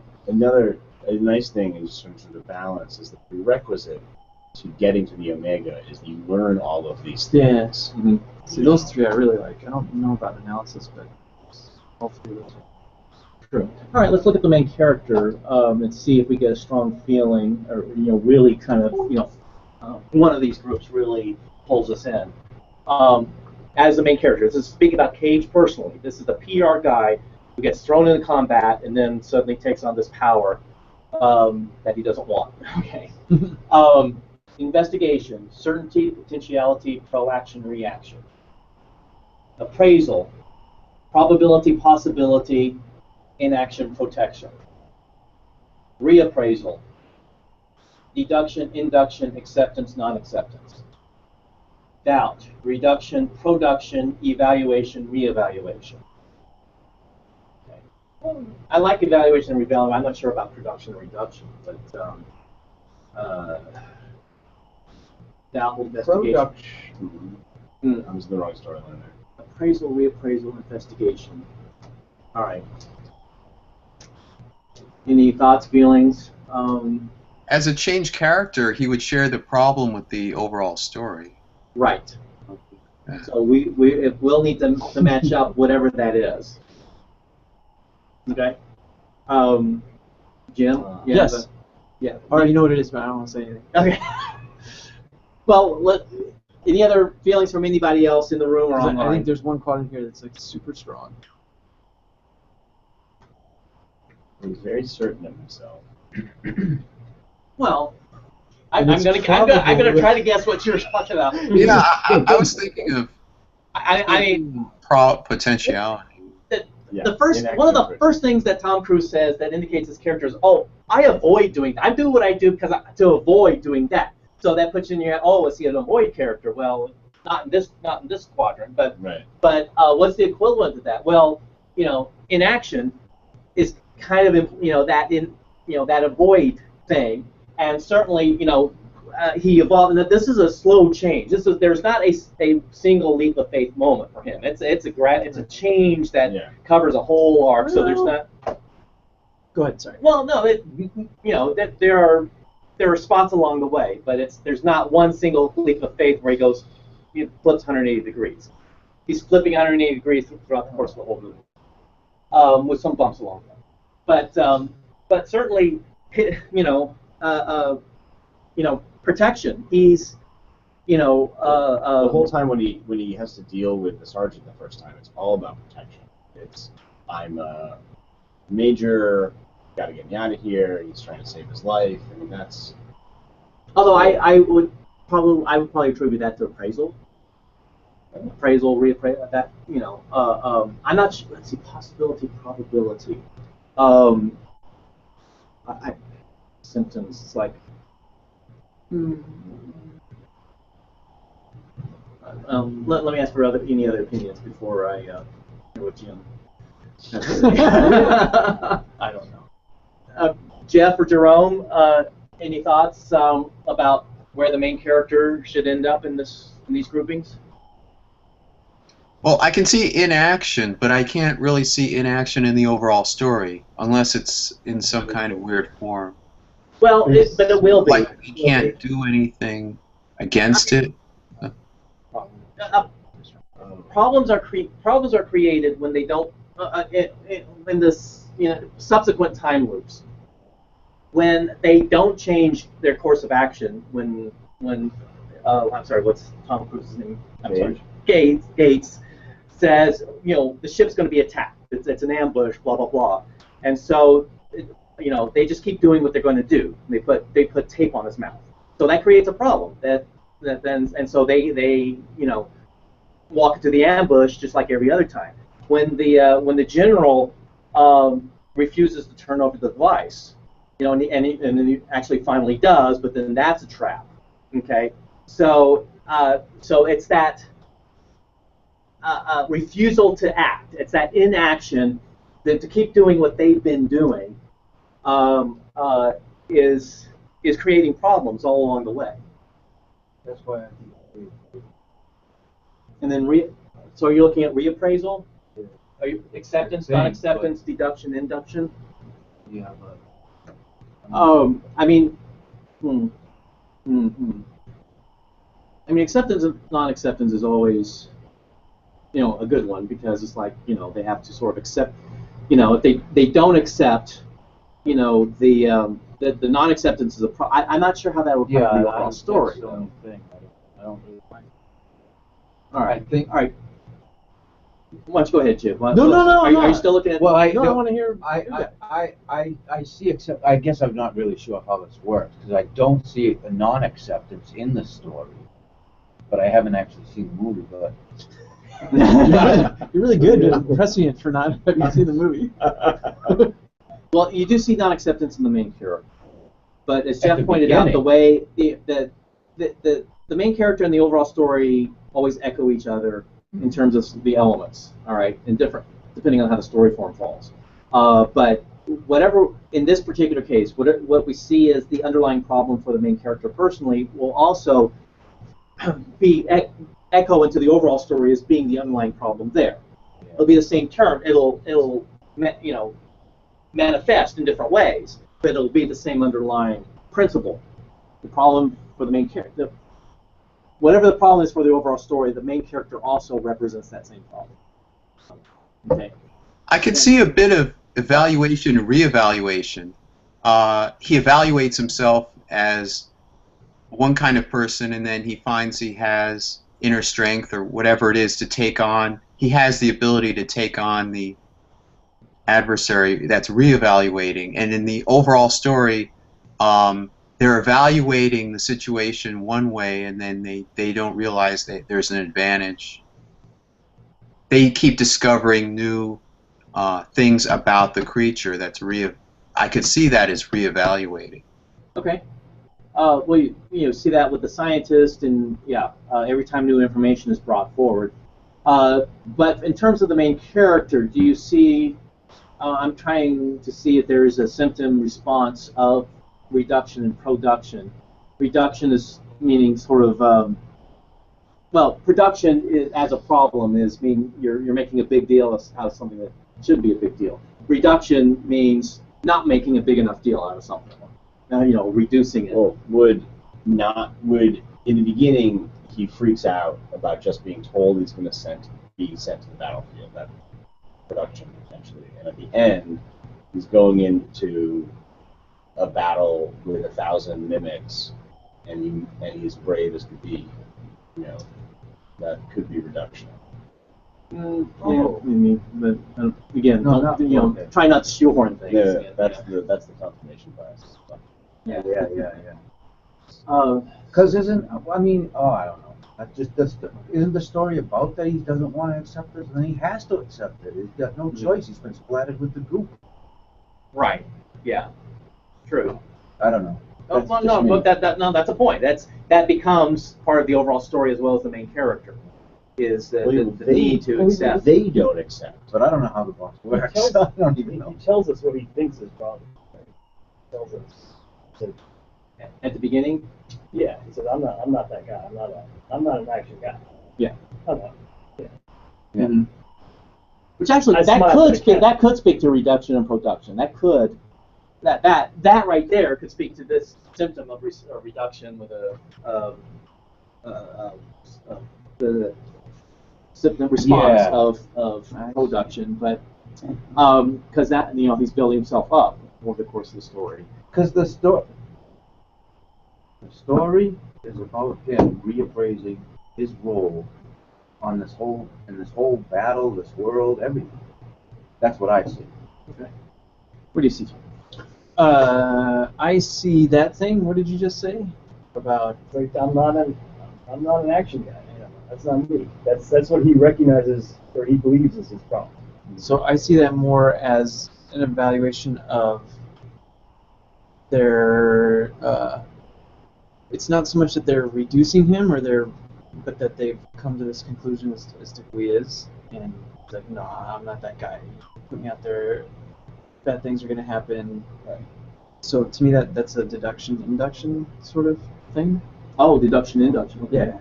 Like, so it's not, the reduction isn't what he sees the problem, it's the deduction. Like, you guys, don't you see who I am? It's like, you guys think here I should be doing this, but I'm not that guy.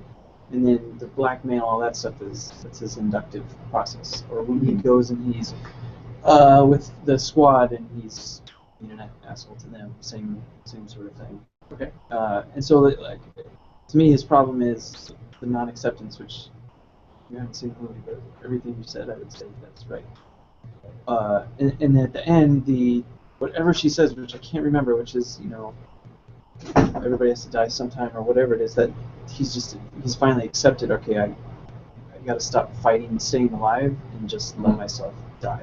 And accepts that she's done. I mean, did we actually see her die in that final sequence? Yeah, but I mean, yeah, he stopped trying to keep her alive. Yeah. He accepts her death as well as He his own accepts her death. death, so that could be the OS sort of. He accepts her death. He does accept his own death too. I mean, you're totally right. He in fact, he basically dies. I mean, the creature stabs him. Yeah, Like, which is crazy. yeah. But he doesn't die. Of course, he's also been holding his breath for about 5 minutes, but the way only people in movies can do. But he doesn't presumably doesn't die right away. Right. There's just a little spark of life left when his eyes go black. All right, so if we pick that, all right, let me pick that real quick and see how that lines up. Let's see, non-acceptance, and I have to hang on. How do I allow story form change? There we go. The main character problem of non-acceptance, which in the overall story would put the OS issue under preconditions, and problem of non-acceptance, solution of acceptance, and along the way a symptom evaluation and responsive reevaluations, which really is all over that really is all over the place. So I mean, there's just a million examples of that. So let me. The influence character. All right, let's see. So puts the attempt critical. I'm sorry. No, the issue is repulsion or repel. All right, let me go to the report. Actually, let me just save this real quick. Oh, it's already saved. Okay. Here. Cancel and just save. All right. Now let me go to reports, and we'll pick the story engine settings. Okay. All right. So, we haven't picked the problem-solving style. So, I thought we decided that was the. Go to master. yeah. Pick Let me do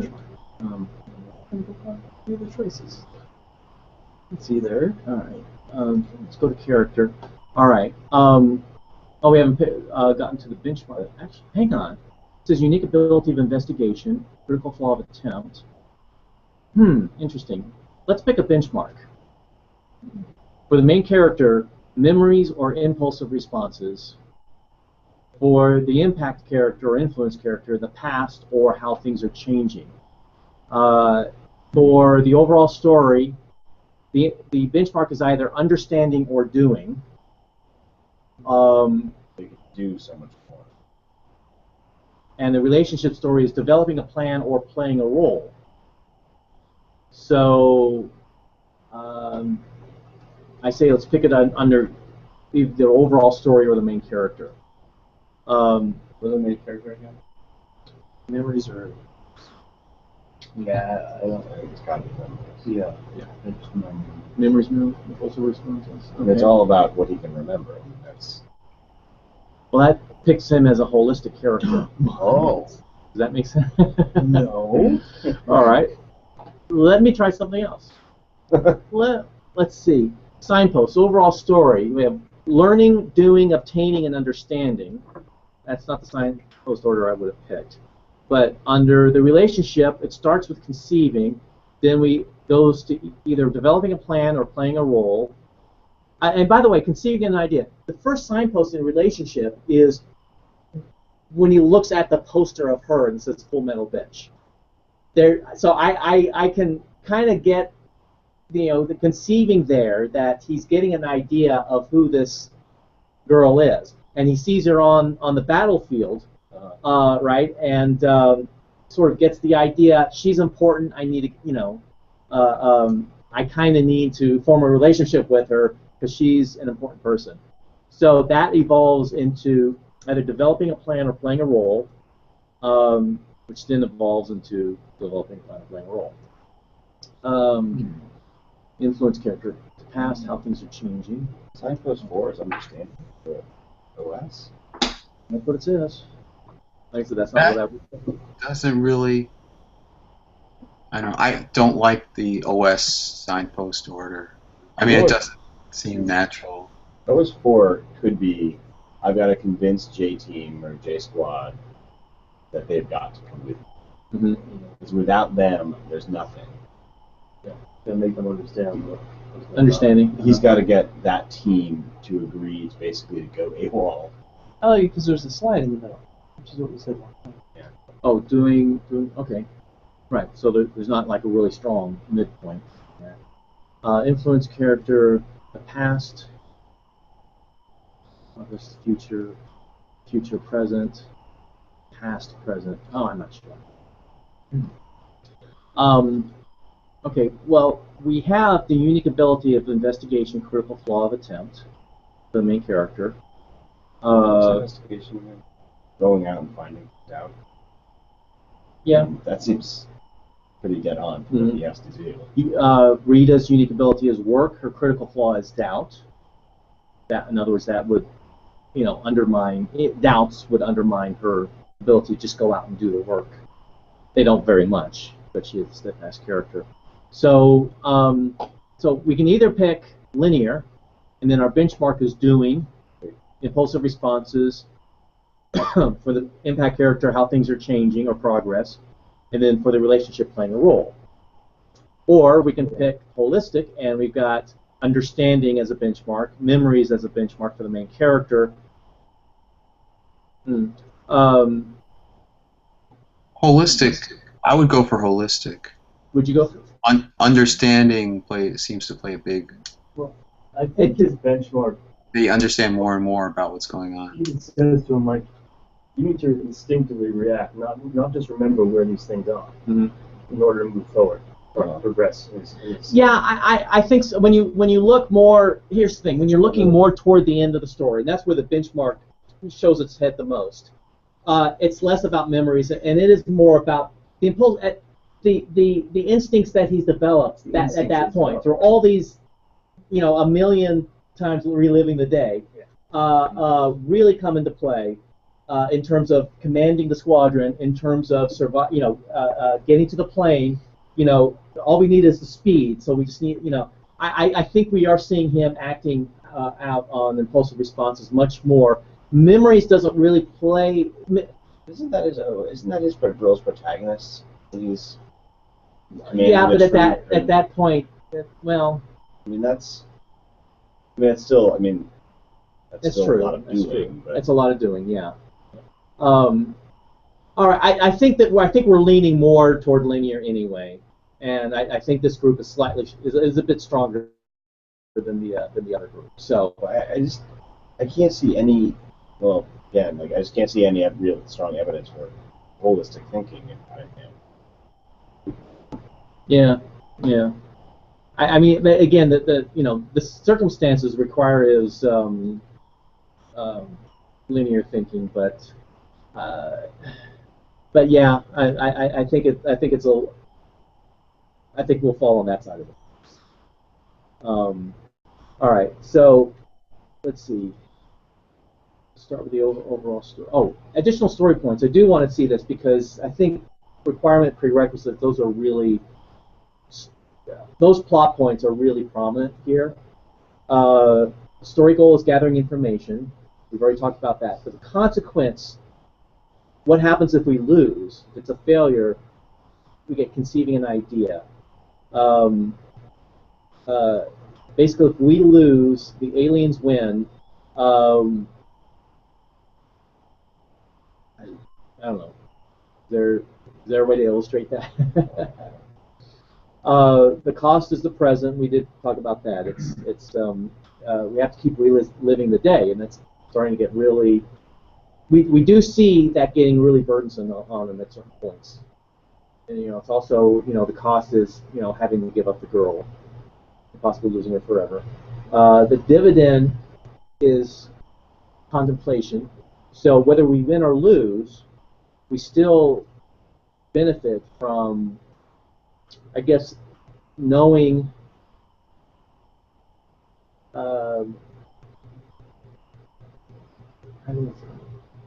well, okay. I don't have that. Requirement to the goal is doing. So if the goal is gathering information, the requirement is doing. That basically means doing it over and over and over and over again. Okay, right? I mean that's pretty. For conceiving is because you said the goal is learning the war and reciting the war. What was the goal again? Well, the mimics learn about the war because every time an alpha dies, they gets reset. Okay. So they have to prevent them from using what they've learned. Because otherwise, what? They lose the war. And how do they lose the war? Because the mimics destroy them all. Because what? Because they can see the way of how to destroy the humans. Right. So that's conceiving. Yeah, it's one of those things where the consequence is already there. That's a stop story, though. This is a start story. Not true. No. I think you're misunderstanding. Really? Yeah. Well, gather some information. I've never heard that. And the stop-start really applies to the main character, but you tend to see it echo out into the broader story, but that's not actually part of the Dramatica model. All right, so the goal of gathering information, the requirement that is doing, the prerequisite to the requirement is playing a role, which, I mean, you do see, Tom Cruise. I keep forgetting the character's name. Cage. You do see him putting every time he resets, or depending on where he's at that particular time, he has to put on a different persona. And then Rita also has to put on a persona in order to get to the doing that they need in order to get to the goal. The precondition of how things are changing, you do see that in terms of we need to make progress. You need to learn how to fight. Okay, we need to learn how to get past the battlefield. We need to learn how so progress is the better term there. Rita is the one who's most insisting. Okay, we're not making progress anymore. I'm shooting you in the head. All right, so that becomes a precondition. The forewarnings, which are like the thing that's like if that's coming up if that feeling, that sense of doom, that the day may be lost, is impulsive responses. Part of that, one illustration of that is when Cage encounters the guys who want to punch him out because he deserted. All right, and so he has to deal with those impulsive responses that are forewarnings that they well, I don't know. That's more of a hindrance than a forewarning. But the precondition of progress be that things don't change because the day is resetting all the time.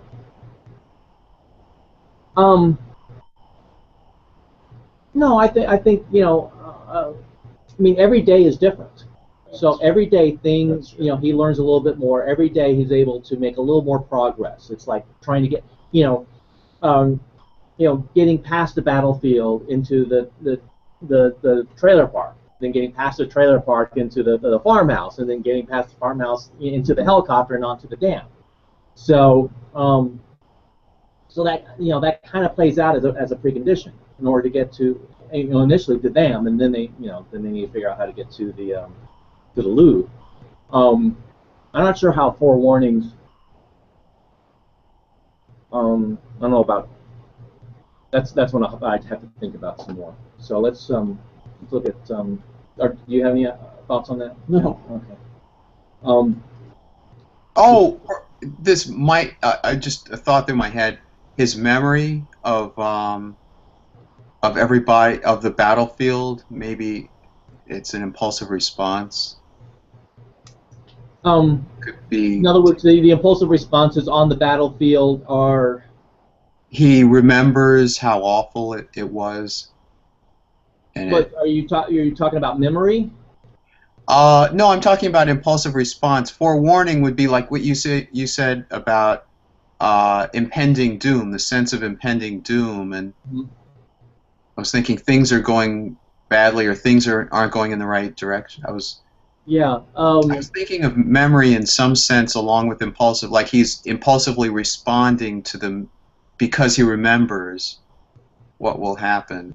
Yeah, well, but keep in mind though also that he's lost the power at this point. Here's a possible illustration. Okay, and I hope I'm not, and this may be shoehorning it, but keep in mind that when he gets the blood transfusion, he loses the power. You could argue that the power has sort of become part of his preconscious. So when he loses that, when he can even feel that he's lost the power. Because one of the questions that comes up is, if Rita lost the power, how does she know it? How does she know until she's been killed, until she dies? The only answer is that she feels that she knows that she lost the power, just preconsciously. Okay, and so Cage also felt that he lost that preconscious ability. Okay, that became an essential part of his nature. So when that happens, it's like, oh my God, everything is lost. You like that? Yeah, okay, cool. Okay. It's not shoehorn. All right. Okay, overall story, activity, gathering information, preconditions versus prerequisites. All right. What's the relative value between those two things? Are we, dealing with Here's the thing, that preconditions versus prerequisites, that's the kind of conflict you see in the scene with both Cage and Rita talking to the general trying to get the thing out of the safe. All right, so he's got all these preconditions, but they're arguing, no, that device in the safe is a prerequisite to winning the war. All right, so that thematic conflict definitely plays out in that scene. So I'm sure. Where non-acceptance too is such a problem. I mean, maybe we said this earlier, and I was busy thinking, but no one believes them. Yes. Right. Right. Yeah. Yeah, you think I'm crazy. Right, like they can't tell anyone because. And only when the squadron actually believes them, they accept his story, that they are that much closer to the solution. Right. Right. Okay. Cool. Yeah. Symptom evaluation, response reevaluation. We've talked about that. There's a lot of that going on. Catalyst prerequisites. All right. So the catalyst is that thing in the story that sort of accelerates the pace of events, and it revolves around prerequisites. So it's like, okay, we need to do this before we can get to that, and that's where you really see the pace pick up. Like, getting out of the general's office with the device, or training, in order to learn how to fight, so they can go back into the battlefield. But things are slowed down by the inhibitor of deficiency. Whenever they talk about what they don't have, it slows way down. You need, they want the doctor to give them that thing. It doesn't work. Where is it? Like, whenever they talk about what they don't have, it's like, and you just set, it's like, in a certain way, they're just setting up the dominoes for the next and sequence, the biggest, but the pace really slows down. And the biggest point is when they're in the farmhouse, and he's saying, look, I've already been through this scenario 100 times. There's no way I can save you. There's no way I can save your life. And so he intentionally slows things down. He doesn't have the key. You don't have the key. Yeah. So, okay, so that plays out. Benchmark of doing, signpost, gathering information, doing, obtaining, understanding. So that's an in pattern, all right, whatever that implies. Main character, fixed attitude, contemplation, reappraisal versus appraisal. We've talked about that. That really plays out. Problem of non-acceptance for him personally. Symptom of deduction, response of induction. Jim described that. Here's what the end pattern implies. I think it's actually it works really, really well, is that the break between gathering information and doing is he gets the blood on. And that is a major shift in the story. Then there's a huge slide through the middle as they progress from not being able to get off the beach to we know it's in the loot. And then it's like, then he gets the blood transfusion, and it's a big shift again to you no longer have unlimited lives. You got one attempt, you got one go here. That's a huge change in the story. In fact, the only time he has unlimited lives is in the diagonal at the end. Yeah. The second and third act. Well, into the fourth act, and then not into the fourth act. Right. So that's what the end pattern is. But for the main characters, memories, impulsive responses, innermost desires, contemplation. So that's also Z or in pattern. So we also, so we don't have a bump for the main character there. But let's look at the other through lines. We've got see the relationship, conceiving, playing a role, developing a plan, changing one's nature. So that's a U pattern. So that implies a bump in the middle, doesn't it? And the influence character is how things are changing. Future, that's a slide. Present, that's a hairpin. So so there's a midpoint for the influence character through line. All right. Let's see, what do we have? Oh, okay, influence character, problem of protection. Yay. Well, she's a steadfast character, so she's really sitting on, she sits on the problem and she stays there because that's the source of her drive, and she doesn't really, the steadfast character doesn't really move into solution. They don't need to, all right? The solution is what would sort of, dissipate their motivation, but we don't want the steadfast character to lose their motivation. So she's always on protection. Okay. She's always protected. Yeah. And we said she's she's at least half guardian. She's definitely a guardian character. I mean, they call her the Angel of Verdun. So right. Angel implies guardian angel, but she's in addition to kind of being a co-protagonist, she's a little more pursue. He's a little more consider. Country wrong. Whatever. Symptom of evaluation, responsive reevaluation. So just like in the overall story, we see that play out, and her evaluating him, and then constantly, and then reevaluating who he is, which she says at the end, you are a good man. So and is that part of the thing? Her critical part, she doubts her own student, maybe? I don't. Good question. Unique ability work. I mean, we've talked about that. She's really good at just getting in there and doing it. But that's interesting. Is that? Oh no, never mind. That's That the critical flaw, threatens to undermine their unique ability, right? Or actually, when it comes to the impact character, actually the impact character's unique ability undermines him, at least either in a positive or a negative way, depending on the story. Oh, yeah. But the critical flaw threatens to undermine her unique ability, whether it does or not. so how does her work undermine him? Well, remember, he's not supposed to be training he to fight. he doesn't want to keep doing that work. I mean, he's trying to get Like out. you said that for better or for worse. Yeah, the path that he prefers to be on, his normal response. She's the obstacle character there. She's getting under his skin and pushing him. He's not that willing of a protagonist. Right, He becomes more and more willing, but the constant work is like, damn it, I broke my back. Do we really have to keep doing this? Anyway, But all right. You guys see that? Like, I don't. What does she doubt? Oh, What doubt does well, she have? what are the sort of implicit doubts that could threaten? I'm sure there were moments, if you look at them, there are, especially in the montage, the training montages and all that, where I can see if she doubts that he can actually pull this off. or Because he's right. But she can also make him doubt himself. Do we see a moment anywhere where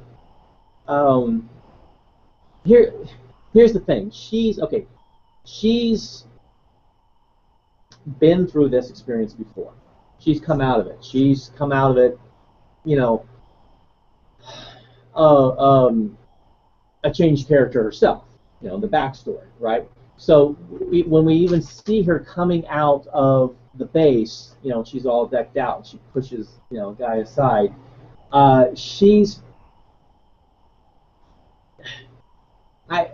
When she goes into battle, I think there's an implicit look, or there seems to be a subtextual look in her eyes of, doubt, because she no longer. She can't relive it the way she used to. She cannot figure it out. She needs to rely on somebody else, and so I think there's a sense of doubt in her eyes that that we're going to win this. Right. So I think it's there, but it doesn't become a huge element just because her unique ability does win out, and keeps the doubt from really rearing its ugly head too much. Yeah, she's pretty one note.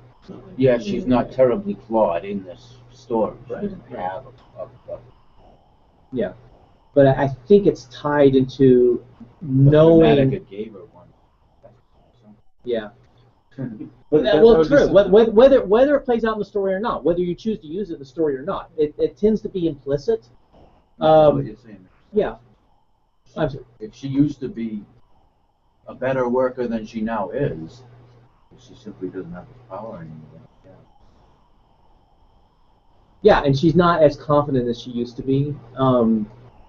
So anyway, the main character, his unique ability is investigation. His critical flaw is attempt. Okay. So attempt, trying as opposed to doing, tends to undermine his unique ability of, investigating, finding out what's going on. And in fact, he even gives up trying at a certain point, and His attempts suck. well, not only that, but he gives up trying it at a certain point. He takes off on a motorcycle and hits up a bar until the aliens attack London and then kill him again. And so, That's fictional. So anyway, So how does it compare with Groundhog Day? all right. Well, first of all, Bill Murray character in Groundhog Day is a doer. Right. All right, so that shifts the domains around. But we have, let's see, Rita in Groundhog Day is also the impact character, but she's the beer. She's the fixed attitude with concern of contemplation, with the issue of appraisal and reappraisal, which, I'm sorry, we had main character under reappraisal versus appraisal, so those first levels were there. For the overall story, it's a problem of non-acceptance, so it's still preconditions. And again, just mentioning again, there's no explanation in Groundhog Day for why this happened. You just accept it as an act of God, as if, it's this whole thing happens because God wills it. So that in a sense, this is all a big precondition on some divine part. But here, the preconditions have to do with the aliens. And let's see, problem of non-acceptance, solution acceptance, symptom. Okay, so because it switches from being Groundhog Day was a stop story. Edge of Tomorrow is a start story. So the symptom response gets flipped. It's still a catalyst of prerequisites, inhibitor of deficiency, benchmark of doing. Those are all the same, and the signposts are in the same order. So except for that stop-start thing, the overall story is pretty much the same. And so the elements do line up a little bit differently for that reason. That's just because they wanted Rita to be a badass. She's not a badass. Right, she's the it girl of the '80s. Yeah. So influence character, or in the situation realm, still into the present, but repulsion and attraction is flipped. So we have the main character's in situation. So his problem is non-acceptance, and that's why the themes are, or the issue part is in a different. The variations are in a different place. Unique ability of work, critical flaw of doubt, same. Benchmark, how things are changing, the same. Signposts, the same. And comparing the main character of Groundhog Day to the impact character of Edge of Tomorrow. So very close. Oh, cool. Very cool. Yeah. So there you are. Any final comments or observations from anybody, including those online? We're good. No. Jeff, Jerome, are you happy with where we are? I like the fact that benchmarks come in there, like doing and so forth, which is what I took to be the overall story goal or concern. I like the fact that came up. I guess maybe I was picking up on that. Yeah, possibly. That's what we were saying before. Sometimes I'll pick a concern, but then it turns out to be, but I'll be happy if it turns out to be the benchmark. So, cool. Anything else? No. Also quarter to 10, so. Well, we did this in 2 hours and 15 minutes. That's not horrible, since we started at 7:30. Oh, yeah, I thought, I mentioned Rita earlier. His name being Cage, you think, like he's trapped in a cage? Yes. By the time repeating itself? And again, I think I saw that on IMDb trivia. Oh, okay. Yeah, I think that was intentional. Yes. Yeah. Yeah. Yeah. Very. So no, Christopher McQuarrie and who's the other guy? Butterworth. They are great writers. They have great. McQuarrie was Usual Suspects. What else did he do? I mean, they have some really good movies to their credit. Valkyrie. The better Mission Impossible movie. Which was 2, 3, 4. Oh, okay. Maybe it's one where they're in the Burj Khalifa. Okay. So no, this is. I think this is a very good. I mean, the writing really is very tight. They were very careful to set everything up, create the rules of the universe. I mean, yes, you do have to suspend disbelief. There is, some things you have to just accept, like the whole idea of the explosion of the Omega happening here, and then it impacts the past. That just comes out of nowhere, but you kind of accept it. It makes sense in the context of the story world.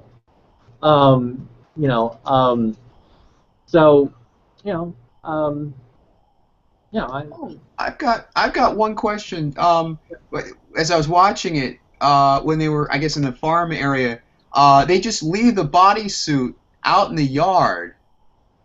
The battery died. I mean, I realize the logistics of it, but it just seems like. Well, and the way it was shot made you think that was going to be setting up an element later, but it did.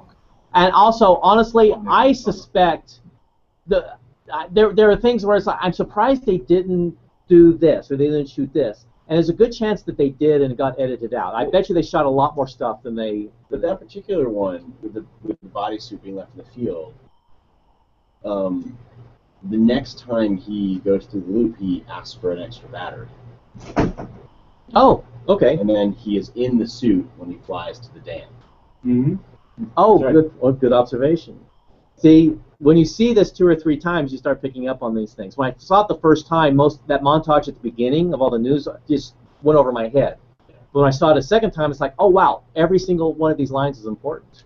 Mm-hmm. It's the Verdun thing, the victory, all of that stuff is setting up the world, context of this world, and so so again, it's just making really smart choices and really making sure that everything that's set up is paid off and everything that's paid off is set up, So